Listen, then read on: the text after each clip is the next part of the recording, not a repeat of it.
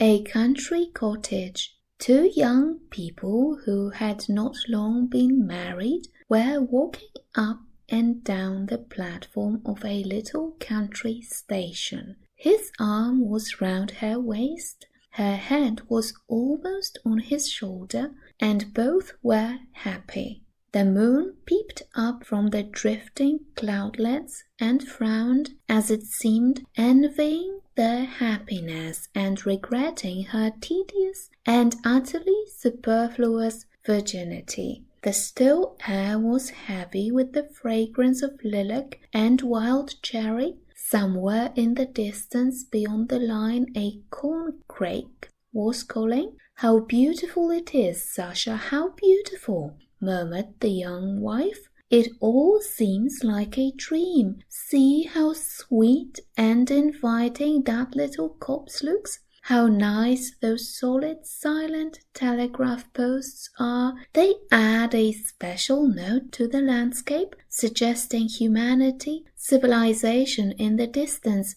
Don't you think it's lovely when the wind brings the rushing sound of a train?" "Yes, but what hot little hands you've got. That's because you're excited, Varya. What have you got for our supper tonight?" "Chicken and salad. It's a chicken just big enough for two. Then there is the salmon and sardines that were sent from town." The moon, as though she had taken a pinch of snuff, hid her face behind a cloud. Human happiness reminded her of her own loneliness, of her solitary couch beyond the hills and dales. "The train is coming," said Varya. "How jolly!" 3 eyes of fire could be seen in the distance. The station master came out on the platform. Signal lights flashed here and there on the line. "Let's see the train in and go home," said Sasha, yawning. "What a splendid time we are having together, Varya. It's so splendid, one can hardly believe it's true." The dark monster crept noiselessly alongside the platform and came to a standstill. They caught glimpses of sleepy faces, of hats and shoulders at the dimly lighted windows. "Look, look!" they heard from one of the carriages. "Varya and Sasha have come to meet us. There they are. Varya, Varya, look!" 2 little girls skipped out of the train and hung on Varya's neck.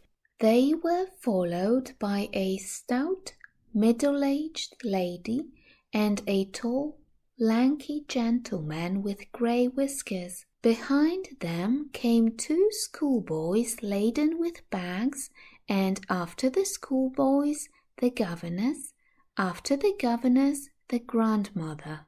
Here we are, dear boy," began the whiskered gentleman, squeezing Sasha's hand. "Sick of waiting for us, I expect? You have been pitching into your old uncle for not coming down all this time, I dare say.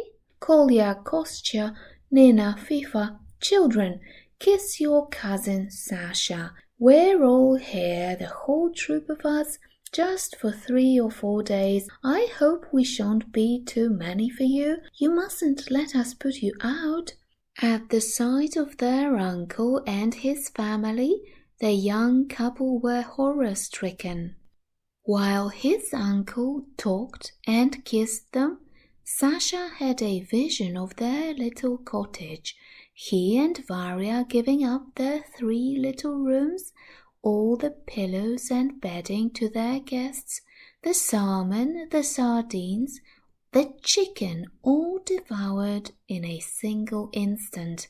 The cousins plucking the flowers in their little garden, spilling the ink, filled the cottage with noise and confusion. His aunt talking continually about her ailments and her papa's having been Baron von Vintage. And Sasha looked almost with hatred at his young wife and whispered, "It's you they've come to see, damn them." "No, it's you," answered Varya, pale with anger. "They're your relations. "They're not mine." And turning to her visitors, she said with a smile of welcome, "Welcome to the cottage." The moon came out again. She seemed to smile as though she were glad she had no relations. Sasha, turning his head away to hide his angry, despairing face, struggled to give a note of cordial welcome to his voice as he said, "It is jolly of you. Welcome to the cottage."